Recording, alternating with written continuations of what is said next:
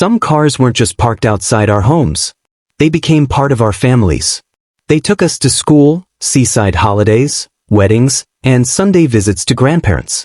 For millions of Britons, these weren't simply cars.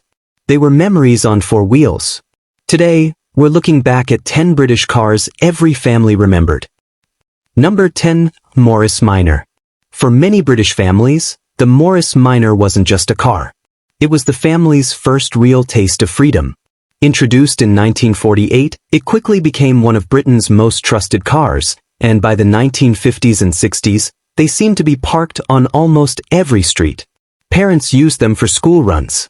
Builders filled them with tools. Small businesses depended on them every single day. Children remember squeezing into the back seat before heading off to the seaside with suitcases stacked high in the boot. The Minor wasn't fast. It wasn't luxurious. But it almost always got you home. Owners loved its simple mechanics. Almost every garage in Britain knew exactly how to repair one, and spare parts were affordable almost everywhere. Many families kept the same Minor for 10 years or more. Some even passed them down to their children. Sadly, most eventually disappeared through rust or simple old age. Today, seeing one on British roads instantly brings back memories for thousands of people. And if your family never owned a Morris Minor, there's a good chance your neighbors did. Number 9. Austin Maxi. When the Austin Maxi arrived in 1969, British families suddenly had something many had never owned before. A practical 5-door family car. That may sound ordinary today, but back then, it felt surprisingly modern. The Maxi offered generous space inside, making it perfect for growing families. Parents packed the boot with shopping. Children climbed into the back before family holidays. Some even folded the rear seats flat and used it for camping weekends. Owners appreciated its comfortable ride and excellent fuel economy. For many households, it became the dependable family workhorse. Of course, it wasn't perfect. Early gearboxes caused frustration, while rust slowly attacked many examples after only a few winters. Even so, thousands of British families looked back on the Maxi with real affection because it quietly became part of everyday life. Today they're rarely seen, but older drivers still remember them sitting proudly outside houses all across Britain.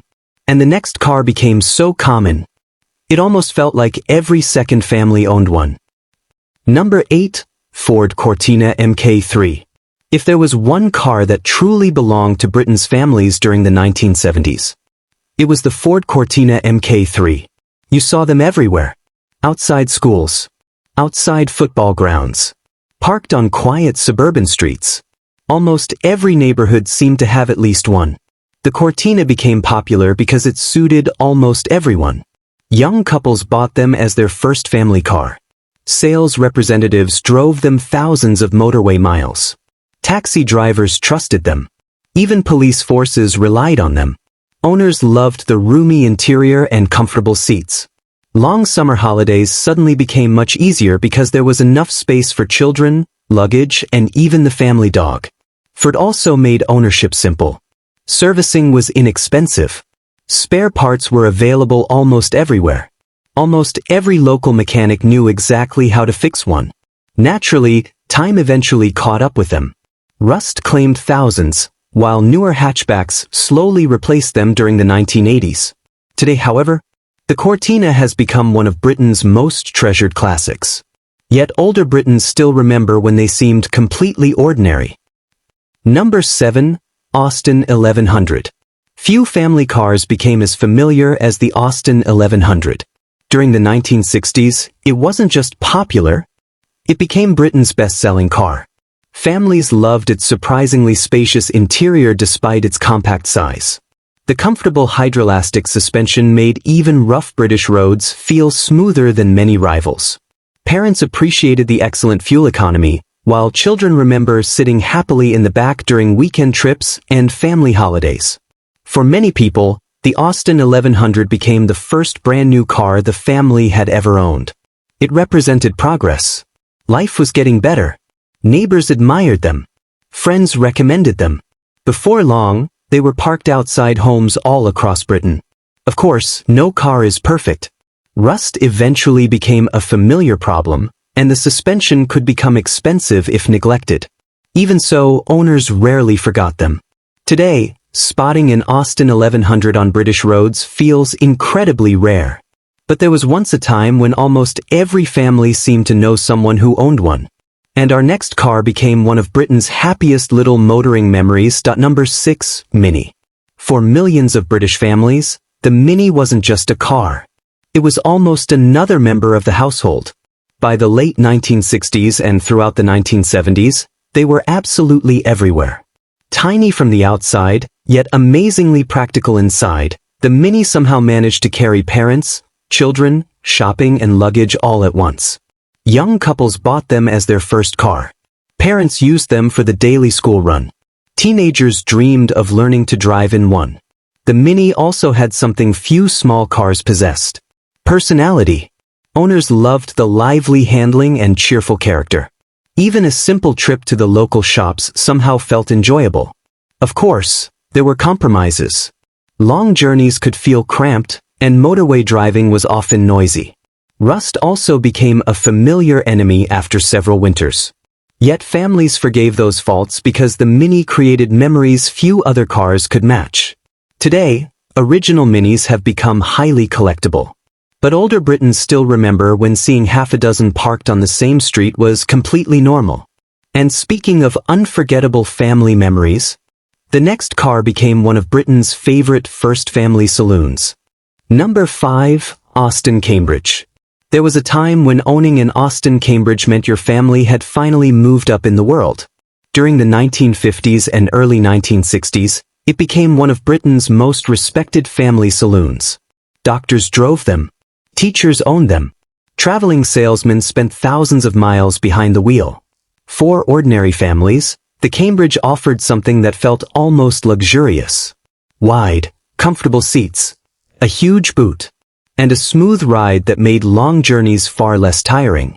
Many children still remember sitting in the spacious back seat while their parents packed the car for holidays to Blackpool or Brighton. The Cambridge wasn't built for speed.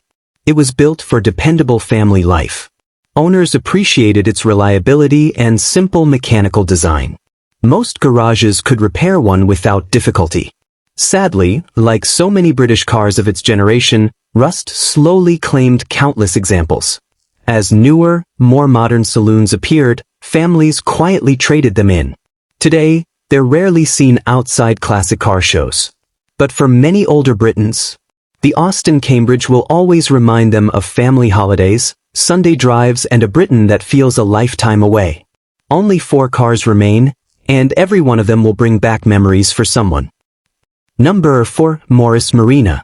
When the Morris Marina arrived in 1971, British Leland hoped it would become Britain's favorite family car. For a while, it looked like they might be right. The Marina was affordable, spacious, and available in several different versions. Young families bought them in huge numbers. Company drivers filled the motorways with them. On almost every suburban street, there seemed to be a Marina parked somewhere. Children remember climbing into the back before family shopping trips, while parents appreciated the low purchase price and simple maintenance.